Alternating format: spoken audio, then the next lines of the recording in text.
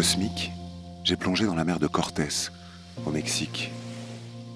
Hernán Cortés fut le conquistador espagnol à qui l'on doit, non pas la découverte du Mexique, sinon sa tentative de mise à genoux devant la couronne d'Espagne. Ici, la terre me rappelle la résistance face à l'invasion des premiers peuples, les Pericués, Guaycuras, Cochimis, Guajirios, Mayos, Pimas, les Seri, Tohono-O'odham, Kukapas, et enfin les Yaquis qui vivent encore ici. Suivant mon intuition, je vais à la recherche de leurs chants sacrés, leurs croyances, leurs danses, leur cosmologie. La mer de Cortés sépare la péninsule de Basse-Californie du continent mexicain. Ses vagues se cassent à l'ouest sur les rives des États de Haute et Basse-Californie, et à l'est sur les États de Sinaloa et Sonora. Cette région du Mexique est connue pour ses déserts qui bordent la mer, ses terres arides, ses chaînes de montagnes spectaculaires et son soleil brûlant, ardent. Il fait presque 50 degrés ici au soleil, et le nom de cette réserve naturelle en témoigne. El Cajón del Diablo, le tiroir du diable. Le mont Tetacahui est la porte d'entrée de la réserve naturelle du Cajón del Diablo.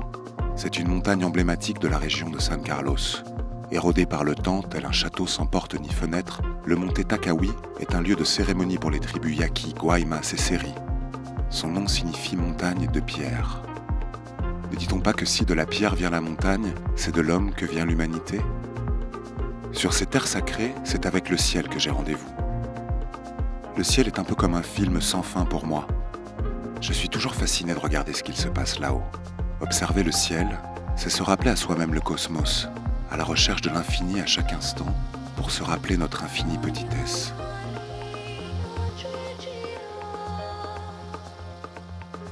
Le ciel a toujours été là pour nous. Alors que nos vies connaissent tellement de changements, le ciel est toujours présent. Et moi, quand je regarde le ciel, je ressens une grande paix, un peu comme quand je suis avec un bon ami. Alors si la vue du ciel te remplit de joie, si un brin d'herbe qui jaillit dans les champs a le pouvoir de t'émouvoir, si les choses simples de la nature ont un message que tu comprends, alors réjouis-toi, ton âme est vivante. C'est un peu pour cela que j'ai toujours aimé les déserts. D'apparence, on n'y voit rien, on n'y entend rien, et pourtant quelque chose rayonne en silence. Et je me demande, la vie n'est-elle pas l'amie du silence ? Entends-tu ? Les arbres, les fleurs et l'herbe poussent en silence. Ne serait-ce pas le silence qui nous apprend à aimer la musique ? Un peu comme c'est l'obscurité qui nous apprend à aimer les couleurs. Je sais que c'est dans la solitude et le silence que l'on apprend les plus belles leçons de la vie. Regarde les étoiles, la lune et le soleil, comme ils se déplacent et nous illuminent silencieusement. Du silence naît tout ce qui vit. C'est le silence qui nous relie à l'univers, à l'infini. Il est la racine de l'existence, l'équilibre de la vie. Et dans le silence des étoiles, apparaît le cerf sacré des peuples Yaqui, le médiateur entre le ciel et la terre, entre les domaines spirituels et matériels. Symbole sacré, cosmologique et culturel depuis l'époque préhispanique, le cerf est l'animal qui représente la supériorité spirituelle. Il est un symbole de régénération, de douceur, de grâce, d'intuition, de bonté, de fertilité et de paix. Il incarne la pureté, l'harmonie et l'ordre avec la nature. Lorsque le cerf apparaît dans nos vies, il nous apprend sur la façon d'être doux, même dans les situations difficiles. Il nous rappelle qu'une âme douce n'est pas impuissante. Au contraire, une âme douce peut être forte et digne. Symbole de la tendresse tempérée par la force, il est le compagnon de notre innocence, à la découverte du monde. Il nous éclaire, nous soutient, nous guide et nous montre le chemin le plus juste. Symbole de l'indépendance tant physique que spirituelle, le cerf devient notre guide et un interprète de l'invisible. Le silence et l'invisible, ces deux forces incommensurables qui régissent tout l'univers.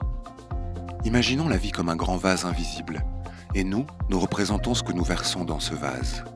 Versons la gentillesse, l'empathie, la douceur, et ce vase débordera d'amour. tout comme la vie déborde d'amour. Tu te rends compte que depuis tout ce temps, le soleil n'a jamais dit à la terre « Tu me dois quelque chose ». C'est vrai. C'est grâce à moi si tu vis, pourrait dire le soleil à tous les êtres vivants.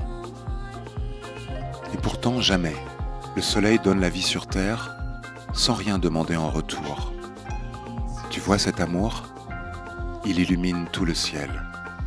Et la nuit, ce n'est pas un soleil, mais des millions de soleils qui nous envoient l'amour depuis des millions d'années-lumière. Dans cet infini, dans ce silence, dans cet invisible, je ne me sens jamais seul. Ils sont là, les esprits. Ils sont là, les soleils. Beaucoup d'hommes vénèrent un Dieu invisible et massacrent une nature visible. Quand comprendront-ils que la nature est ce Dieu invisible? La grandeur d'un peuple ne doit pas se mesurer par ses conquêtes, ses richesses en or ou en diamant, mais dans sa relation harmonieuse et respectueuse avec la nature, avec les animaux, avec la terre et la mer, avec le silence et avec l'invisible.